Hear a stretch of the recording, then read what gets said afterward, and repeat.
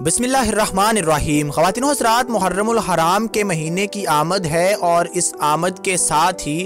دنیا بھر کے مسلمان غم اور دکھ کی کیفیت سے دوچار ہیں۔ محرم الحرام کا یہ مہینہ سیدنا امام حسین علیہ السلام کی شہادت کے حوالے سے یاد رکھا جاتا ہے۔ 10 محرم کا وہ دن جب اسلام کے دشمنوں نے نواسۂ رسول کو کربلا کے میدان میں شہید کیا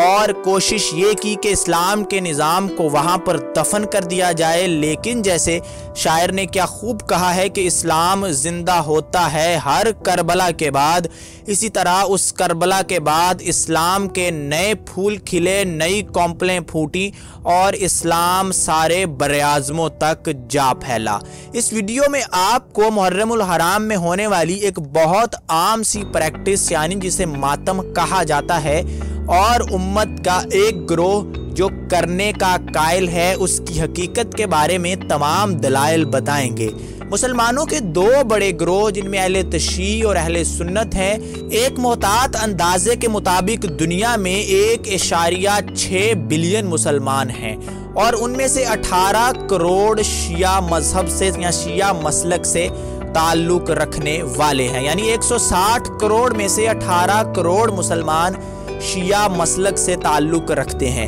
اور شیعہ مسلک میں کچھ مسلمان ایسے ہیں جو کہ ماتم کو جائز سمجھتے ہیں اور محرم الحرام میں نہ صرف ماتم کرتے ہیں بلکہ دیگر بہت ساری ایکٹیویٹیز ان کے معمول کا حصہ بن جاتی ہیں۔ اس ویڈیو میں آپ کو بتائیں گے کہ شیعہ حضرات کے پاس کون سے دلائل ہیں جن کی بنیاد پر وہ ماتم کو جائز اور درست سمجھتے ہیں، اور سنی حضرات کے پاس کون سے دلائل، کون سی احادیث اور قرآنی حوالہ جات ہیں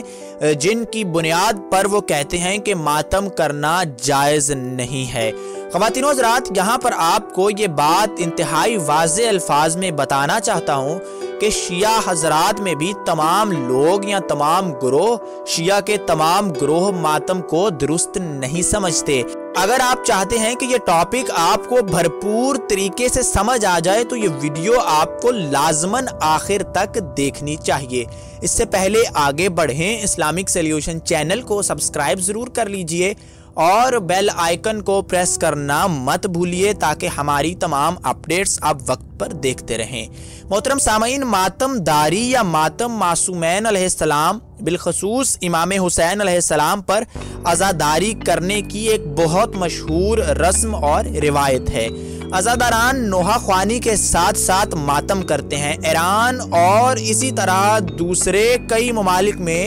جلوس کی شکل میں ماتم کرنا ایک مشہور ترین اور قدیم ترین رسم بن چکا ہے۔ خواتین و حضرات، اس بات پر غور کیجئے کہ یہ ایک قدیم ترین رسم بن چکا ہے۔ ماتم داری کی اگر آپ کو تاریخ بتائیں تو عزاداری کی حالت میں اپنے سینے پر ماتم کرنا صدر اسلام سے ہی مرسوم شیوا تھا اور نقل ہوا تھا۔ عزاداری یعنی غم کی حالت میں اپنے سینے پر ماتم کرنا شیعہ حضرات کی چند کتب کے مطابق بعض عورتوں نے پیغمبر اسلام صلی اللہ علیہ وآلہ وسلم کی وفات پر اپنے سینے اور سر پر ماتم کیا تھا اور اس طرح عزاداری کی تھی، افسوس کیا تھا۔ حضرت امام حسین کی شہادت کے بعد مختلف طریقوں سے عزاداری اور ماتم کیا جانے لگا اور بہت سارے رواج چل پڑے۔ خود کو امام حسین کی مصیبت اور غم میں شریک سمجھنے کے لیے چند حضرات یہ ماتم کرتے ہیں۔ ماتم کرنا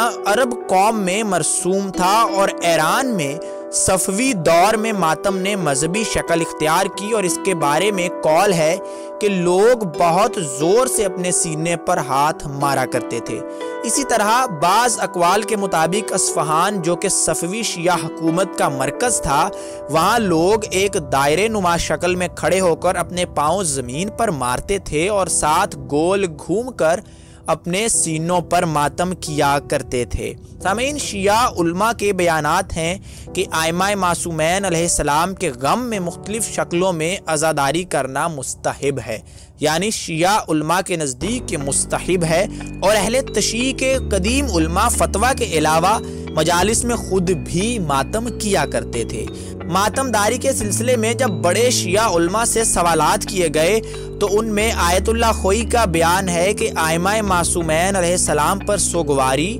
اور عزاداری کرنا اور آپ علیہ السلام کی مصیبت کو بیان کرنا مستحب ہے اور اس میں کوئی حرج نہیں ہے، اور اس فتوے کے دوسرے بڑے علماء نے بھی اس فتوے کی تائید کی ہے۔ لبنان میں مقیم مرحوم آیت اللہ سید محمد حسین فضل اللہ نے تشدد آمیز طریقے سے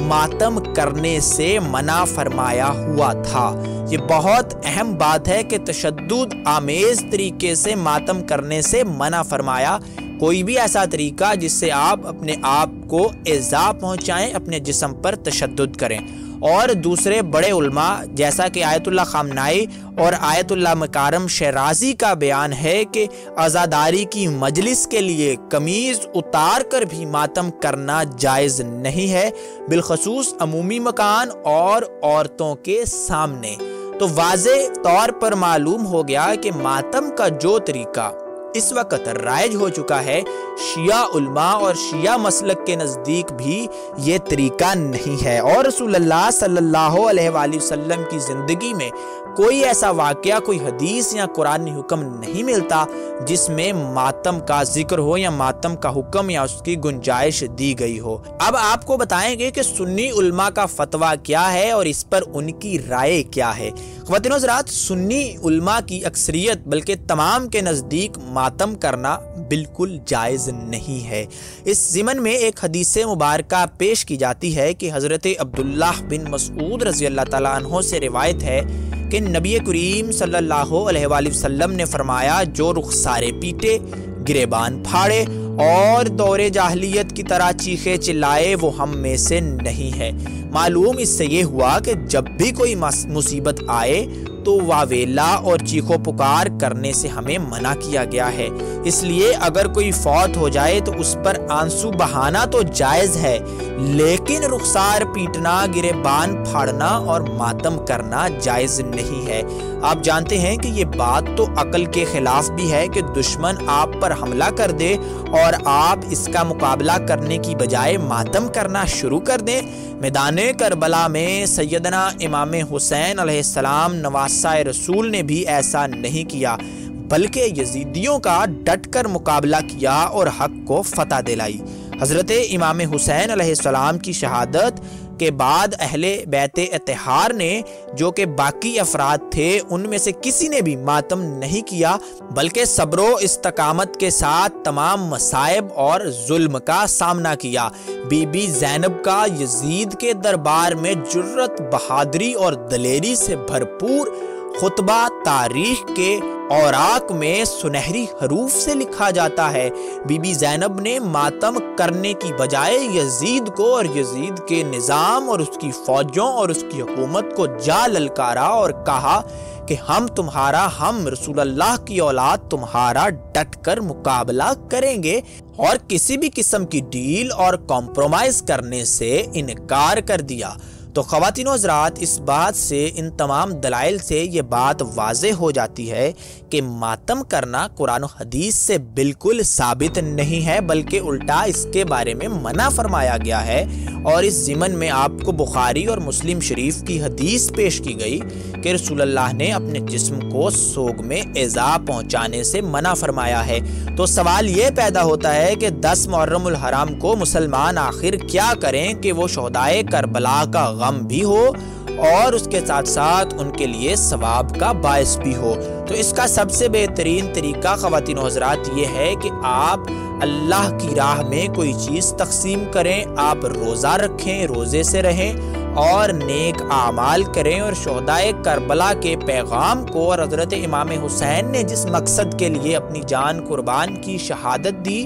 اور اہل بیت اطہار نے جو مصائب جس مقصد کے لیے برداشت کیے اس کو سمجھنے کی کوشش کریں، اور دور حاضر کے یزیدوں کا ڈٹ کر مقابلہ کریں۔ یہ بات بالکل درست نہیں کہ سارا سال تو آپ دورے اور عصر حاضر کے یزیدوں کے ساتھ مل کر ساز باز کرتے رہیں اور محرم میں آپ کو وہ گزرا یزید یاد آنے لگے اور آپ اس کو گالیاں دینے لگیں۔ ضرورت اس امر کی ہے کہ مسلمان اپنے اندر حسینی روح سارا سال بیدار رکھیں اور عصر حاضر کے یزیدوں کا ہر دم ڈٹ کر مقابلہ کریں تاکہ رسول اللہ کی امت کو اس کا کھویا ہوا مقام دلایا جا سکے۔ اسلامک سلیوشن چینل کو سبسکرائب کرنا مت بھولیں، بیل آئیکن کو پریس ضرور کیجئے گا تاکہ ہماری تمام اپڈیٹس آپ کو وقت پر ملتی رہیں۔ ایک نئی ویڈیو اور نئے موضوع کے ساتھ ملاقات ہوگی۔ اللہ حافظ۔